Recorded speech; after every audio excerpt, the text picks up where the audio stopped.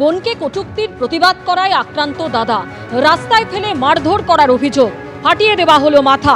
মত্ত অবস্থায় কিছু যুবক ওই বোনকে কটূক্তি করে বলে অভিযোগ এবং তারই প্রতিবাদ করে তরুণীর দাদা।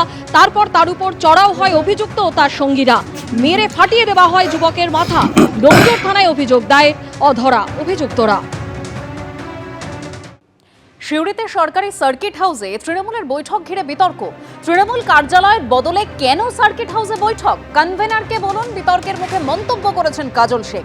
আবার অনুব্রত মণ্ডলের দিকে আঙুলও তুলেছেন কাজল শেখ। আর এই বীরভূমের তৃণমূল কোর কমিটির কনভেনার হলেন অনুব্রত মণ্ডল। একটা রাজনৈতিক মিটিং এবং দলের আভ্যন্তরীণ বিষয় যখন তখন সার্কিট হাউসে দাদা কেন আজকে মিটিংটা হলো? যেমন সে প্রশ্নটা আমাকে না করে কোর কমিটির কনভেনার যে তাকে করা উচিত। আমি কোর কমিটির কনভেনার নয়, কোর কমিটি একজন সদস্য মাত্র।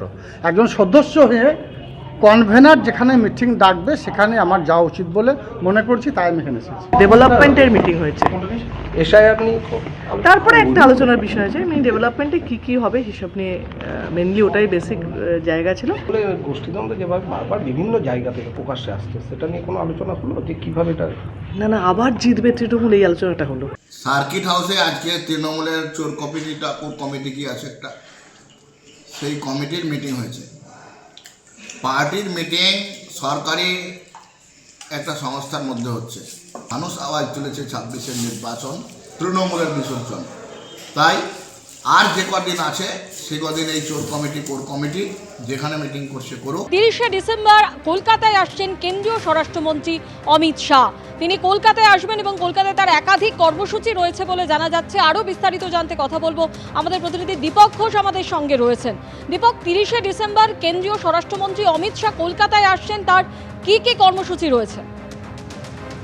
এবার তিনি আসছেন জনসভা করতে নয়, এবার তিনি আসছেন মূলত দলীয় নেতৃত্বের সঙ্গে, রাজ্য নেতৃত্বের সঙ্গে নির্বাচনী পরিস্থিতি নিয়ে আলোচনা করতে। অর্থাৎ আগামী দিনে দল কিভাবে নির্বাচনে প্রতিদ্বন্দ্বিতা করবে, কি কৌশল তারা গ্রহণ করবে, সাংগঠনিকভাবে কিভাবে শাসক দলের মোকাবিলা করবে, সব বিষয়গুলো নিয়ে রাজ্য নেতৃত্বের সঙ্গে তার আলোচনা করার কথা।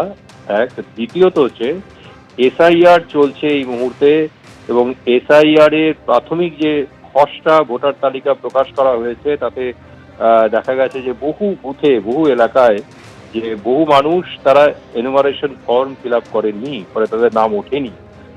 কারা ফিল আপ করেননি তাদের খুঁজে বার করা এবং তাদেরকে দিয়ে ফর্ম 6 পূরণ করানো, এই কাজটা দলীয় কর্মীদেরকে ইতিমধ্যে নির্দেশ দেওয়া হয়েছে।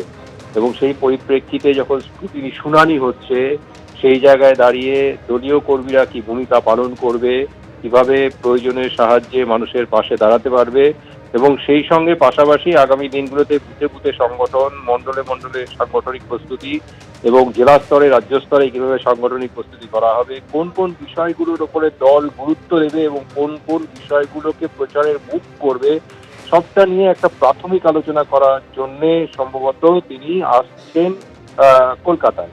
এবং যেটা জানা যাচ্ছে যে 30 তারিখ সকালে কলকাতা পৌঁছে দুপুরবেলায় তিনি সাংবাদিক সম্মেলন করবেন শহরে। তারপরে বিকেলে দলীয় নেতৃত্বের সঙ্গে বৈঠক হয়েছে। রাজ্য নেতৃত্বের সূত্রে পাওয়া খবর যেটা মনে করা হচ্ছে যে আগামীকাল তার চূড়ান্ত একটা কর্মসূচি তৈরি করা হবে। এখনো পর্যন্ত চূড়ান্ত হয়নি কোনো কর্মসূচি, তবে প্রাথমিক যে কর্মসূচি পাওয়া যাচ্ছে সেটাকে দুপুরে সাংবাদিক সম্মেলনের পরে বিকেলে তিনি রাজ্য নেতৃত্বের সঙ্গে বৈঠকে বসবেন। এবিপি আনন্দ, এগিয়ে থাকে, এগিয়ে রাখে।